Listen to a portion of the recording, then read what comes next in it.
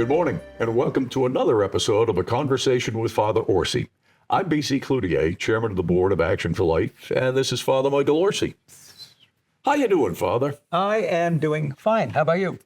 I'm doing great. Good. It's an exciting time for Yeah, it us. sure is. This is going to be like a very informative program for all of you out there because we have some huge news. If you haven't heard it already. All right. The formal version is that Sunlight Home, which is a maternity home here in Naples, has been subsumed by Action for Life. I like that word. We're Subsumed. subsumed. Well, I'm subsumed.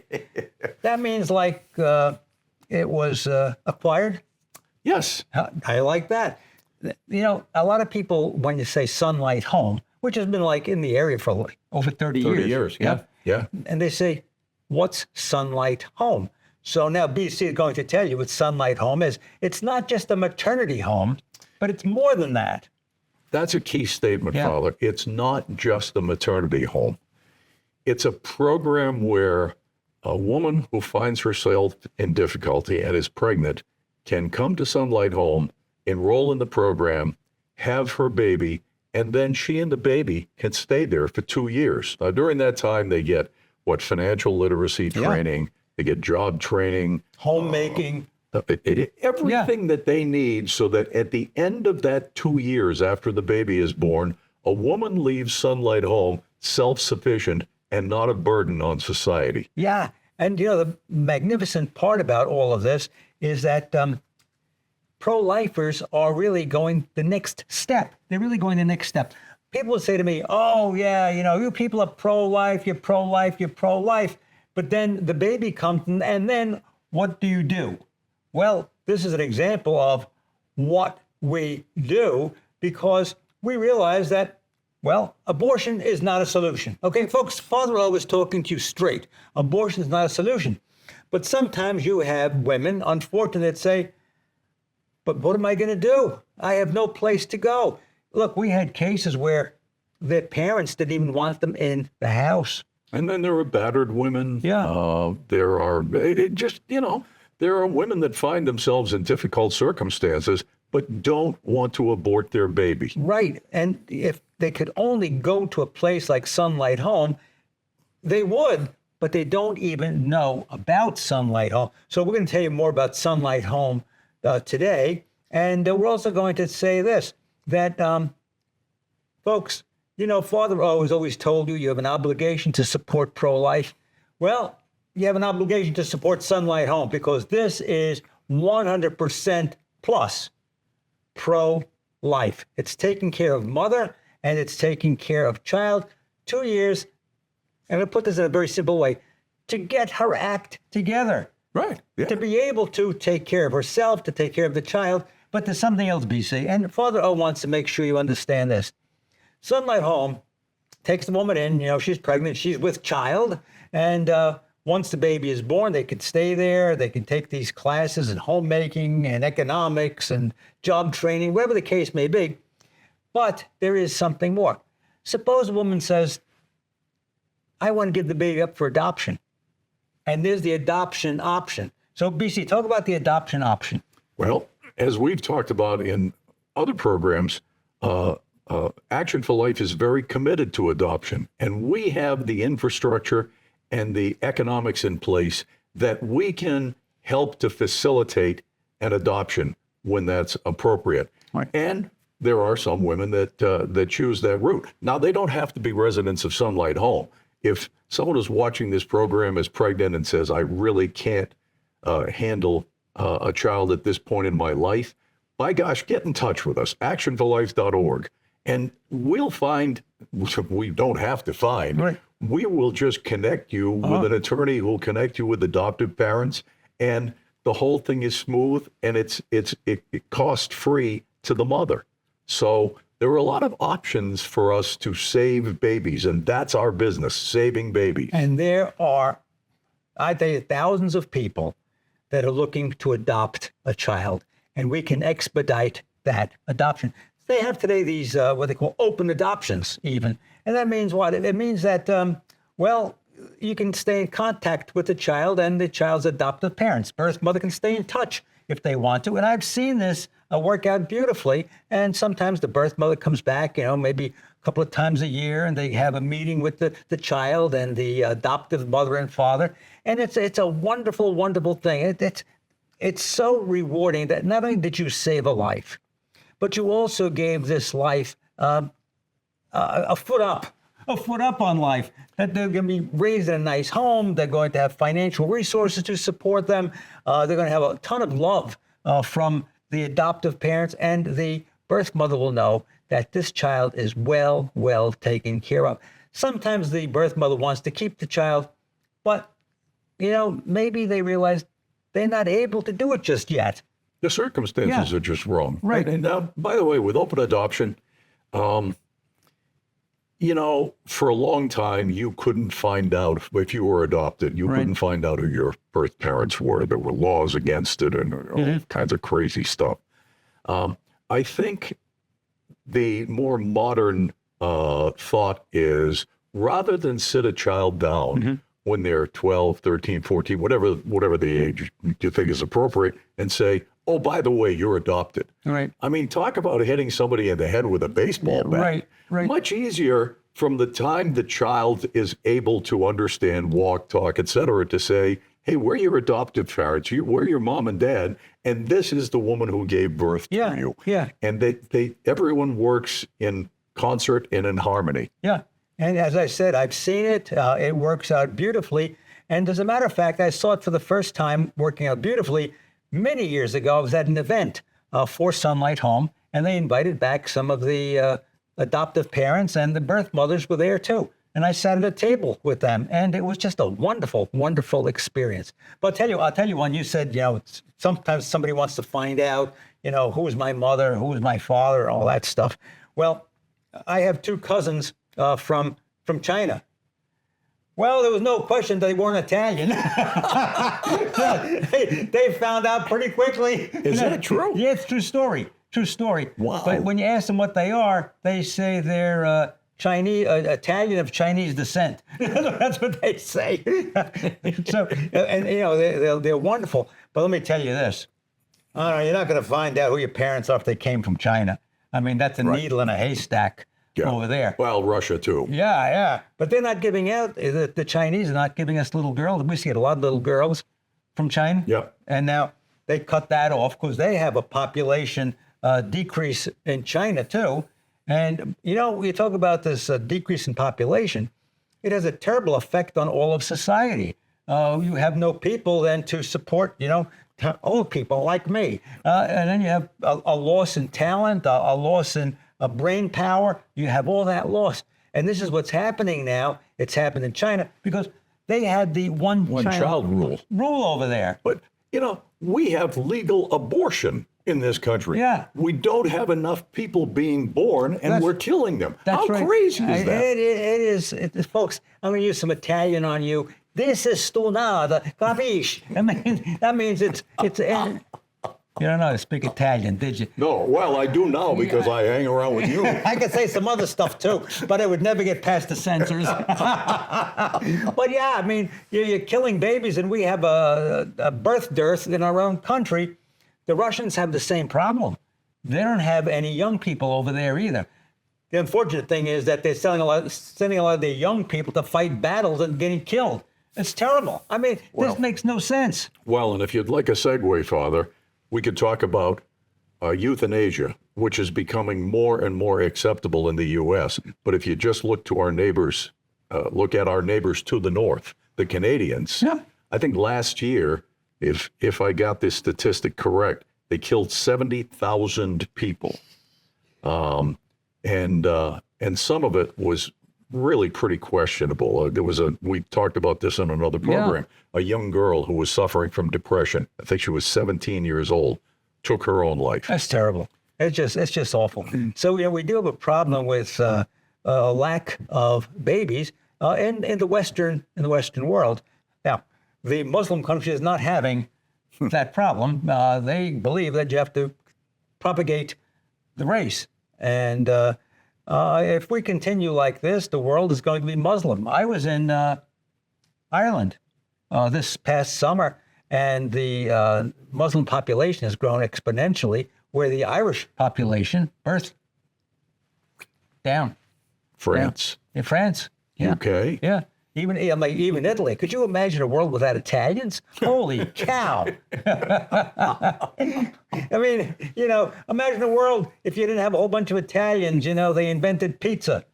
How about that? Among other things. Among other stuff, like lasagna. How about other stuff? It's interesting because Gina and I were in Europe recently, and seeing a burqa in most parts of the U.S. is still unusual. Yeah, yeah.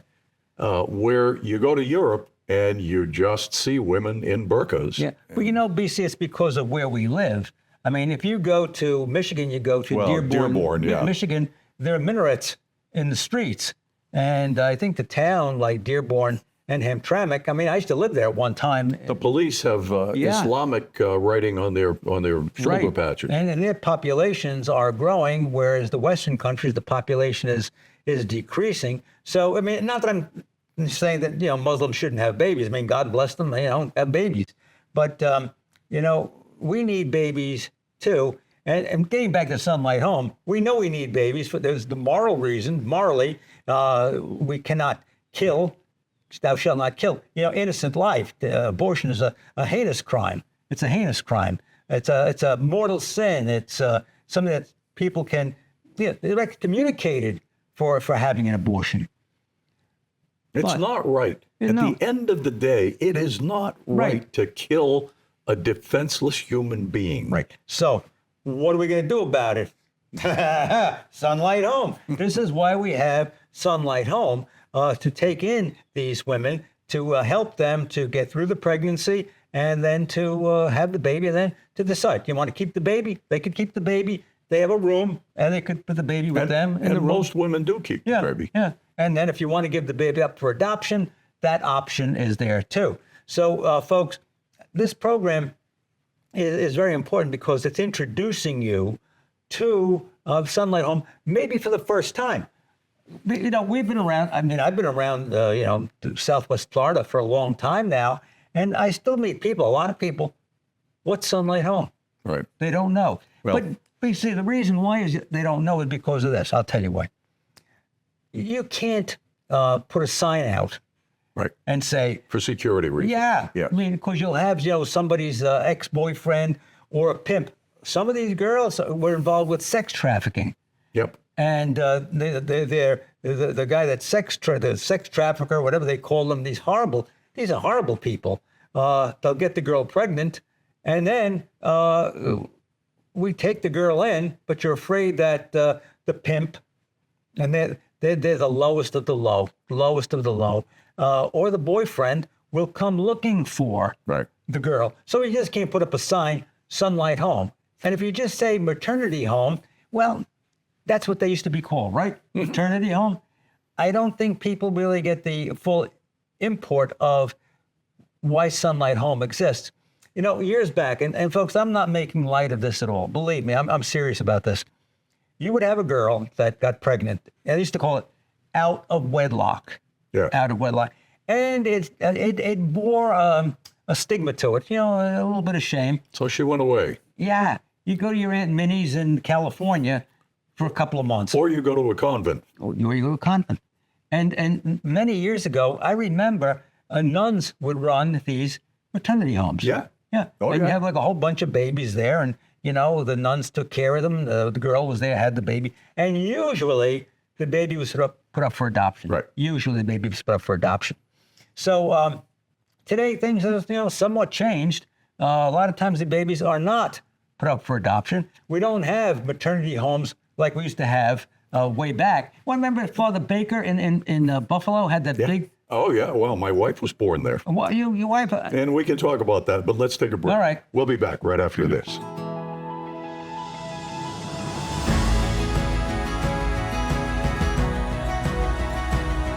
November 6th is your once-in-a-lifetime opportunity to get up close and personal with Lara Trump, a prominent political figure, television personality on Fox News, and a dedicated advocate for family and conservative values. Enjoy elegance, education, and enlightenment as Action for Life presents the Golden Age Gala. Watch Lara Trump and Father Michael Orsi engage in a highly anticipated dialogue on stage at the beautiful Naples Grand Beach Resort. Make your reservation now for the Golden Age Gala featuring Lara Trump, Thursday, November 6th. The Golden Age Gala promises to be an evening to remember as we gather to recognize and uphold the sanctity of life.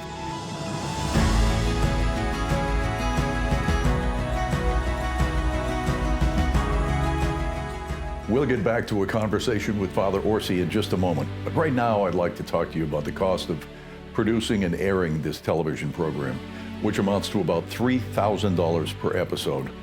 Now that includes the production costs and the airtime, but $150,000 a year is a pretty big hill to climb. And I'm here to ask for your help. We think that you enjoy the program, at least that's what we hear. The board of directors believes that this is a very good investment. I hope you feel that way too, obviously. What I'd ask for is that you consider contributing to actionforlife.org. You can go online, you can contribute once, you can contribute on a monthly basis, and we are more than glad for either. Whatever's appropriate in your circumstances. But again, please go to actionforlife.org and make a tax-deductible contribution to keep a conversation with Father Orsi on the air. Thank you so much, and God bless to you and yours.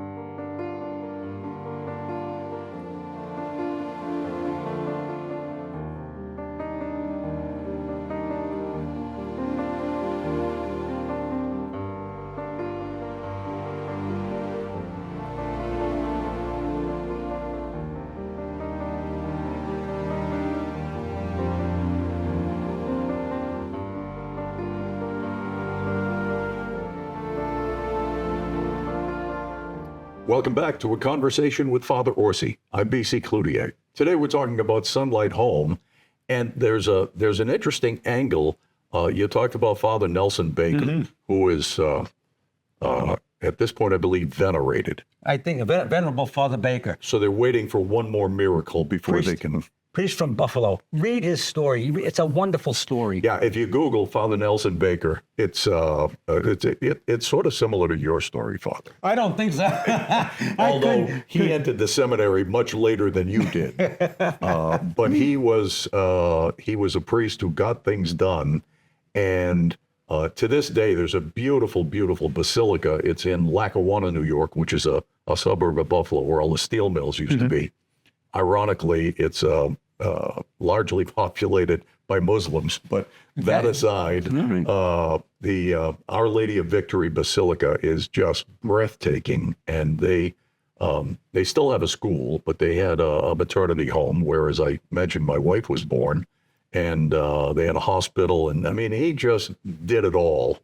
And it's kind of the maternity home is gone, but it's kind of a good model for us to look at, and Father and I have come to realize that there is far more demand for what Sunlight Home does than we can accommodate at this point. So at some point in time, we're going to develop a capital campaign, and we're going to either expand the existing facility or build a new facility. We're not sure yet. It's too early in the game. But it's going to be big, and it's going to be bigger and better than ever. And it's all there is in Southwest Florida. It's not like, with pregnancy resource centers, there are many of these facilities that can serve women, and they serve a great purpose. But there's only one Sunlight Home, and we know that there's greater demand, particularly now with the 6-week heartbeat bill. Yeah. We know that more babies are being born in Florida, and we feel as though it's our responsibility to find a way to save some of those babies. Yeah. You know, I was reading some of the latest statistics. I think I got them right. I'm pretty close. I heard that there's been a 40% decrease in abortions in Florida since we have the heartbeat law. And that nationwide, 30% of Planned Parenthood facilities are going to be closing down. 4 states no longer have a Planned Parenthood facility. Thank God. Thank God. Praise God. Okay. Yep. Now I also hear this, that there are about 300 or 400 more babies being born in Florida. Yeah, in the past year. Yeah. Yeah. Okay, so now, when, like, I was way ahead of my time with this. I said to BC, I said, look, BC, we got to do, remember I called you up in the middle of the night? Called it the middle of the night. Now, that's when I'm at my best, the middle of the night. I said, BC, we got to do something about this. Well, you know, what are we going to do with all these babies that are being born?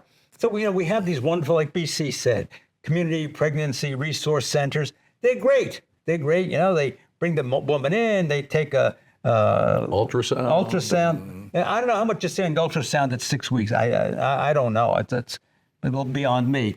Because since I practiced being an OB-GYN, that was 50 years ago. I don't know what they could do today.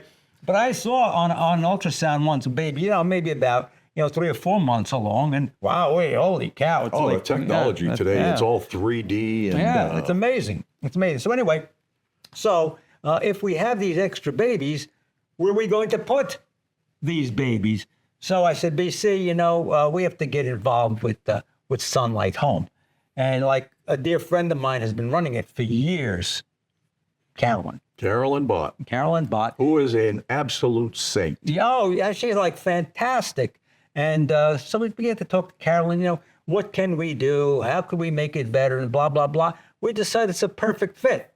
Action for Life, Life is going to help take these babies and put them in a good place. So I talked to the pregnancy resource centers. I love you. I love you. I love you. We need you. You show them that there's a baby there. You give them guidance. You give them instruction. You give them food. You give them diapers.